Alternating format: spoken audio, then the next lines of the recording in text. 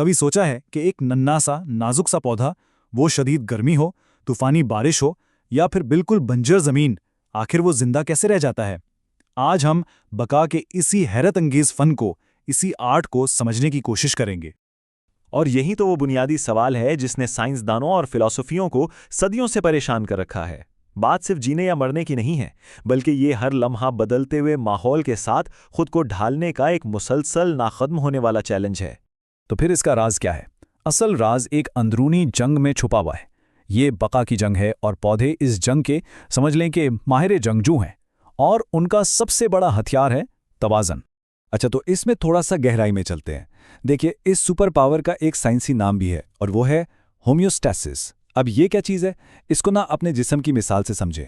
जब बाहर बहुत गर्मी होती है तो क्या होता है? हमें पसीना आता है ताकि बॉडी ठंडी रहे, और जब सर्दी लगती है तो हम कांपते हैं ताकि जिस्म में हरारत पैदा हो। पौधे भी बिल्कुल इसी तरह अपने अंदर के माहौल को, अपने सिस्टम को एकदम मुस्तहकम रखते हैं। आज हमारी तवज्जो खास तौर पर ऑस्मो रेगुलेशन पर है, यानी पानी का तवाज़ुन। यूं समझें कि आपके पास एक स्पंज है।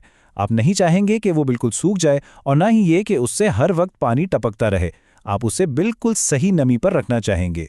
पौधे भी अपने खलियों के साथ बिल्कुल यही करते हैं, ना बहुत ज़्यादा पानी, ना बहुत कम।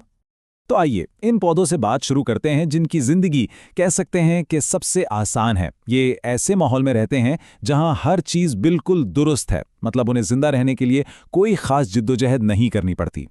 ये हैं मीज़ोफाइट्स, यानी हमारे बागीचों और खेतों में उगने वाले आम पौधे, जैसे गुलाब का फूल या गंदम का पौधा।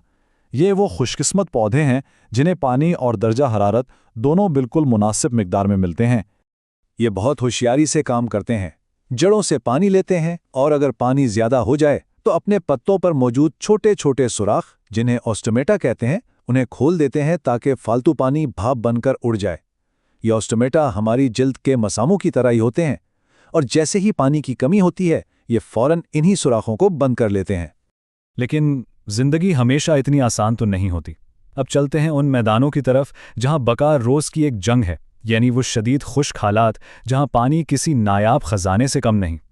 तो मिलिए ज़ीरोफाइट से, यानी सहरा के बादशाह से, और इसकी सबसे बेहतरीन मिसाल है कैक्टस। जहां एक आम पौधा शायद एक दिन भी ना निकाल पाए, ये वहां अपनी पूरी शान से खड़ा रहता है। तो इन दोनों में फ़र्क क्या है? फ़र्क बहुत बड़ा है।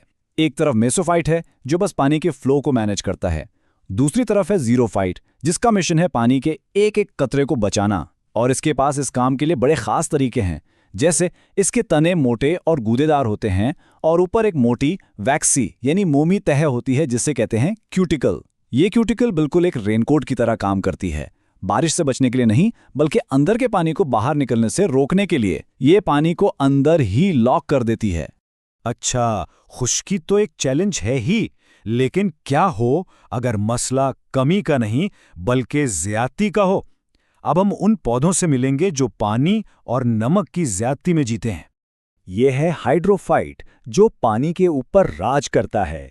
वाटर लिली इसकी एक बहुत खूबसूरत मिसाल है। इन पौधों का तो घर ही तालाब और दरिया है, इसलिए इन्हें पानी की कमी का तो कोई डर ही नहीं है। इनका चैलेंज पानी हासिल करना नहीं बल्कि फालतू पानी से छुटकारा पाना है। इसीलिए इनके पत्ते चौड़े होते हैं और इनके स्टोमेटा यानी वो सांस लेने वाले सुराख पत्तों की ऊपरी सतह पर होते हैं। क्यों? ताकि वो आसानी से इजाफी पानी को हवा में खारिज कर सकें, बिल्कुल एक खुली खिड़की की तरह। पानी बहुत ज्यादा हो तो भी मसला है, लेकिन अगर पानी ही जहरीला हो जाए तो, यानी नमकीन।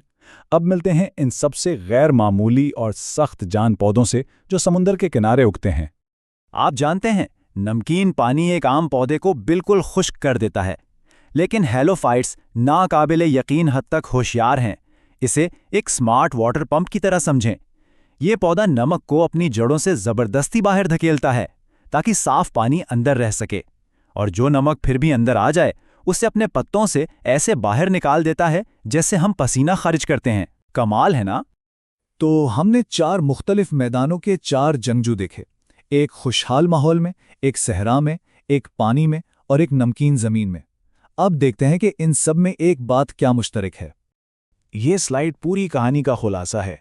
मेसोफाइट तवाज़ुन बनाता है, ज़ीरोफाइट पानी को बचाता है, हाइड्रोफाइट इजाफी पानी से जान छुड़ाता है और हेलोफाइट नमक को मैनेज करता है। हर एक अपने माहौल का माहिर है, लेकिन मकसद सबका एक ही है। और यही सबका निचोड़ है। माहौल चाहे जैसा भी हो, चैलेंज कोई भी हो, बका का राज सिर्फ एक लफ्ज में छुपा है, और वो है तवाज़ुन। यही जिंदगी का आफाकी उसूल है। और ये तवाज़ुन का खेल सिर्फ पौधों तक ही महदूद नहीं है। जरा अपने बारे में सोचें।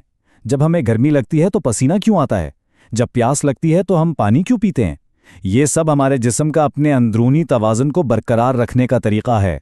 तो अगली बार जब आप किसी पौधे को देखें तो याद रखें कि आपके और उसके अंदर बका की एक ही कहानी चल रही है।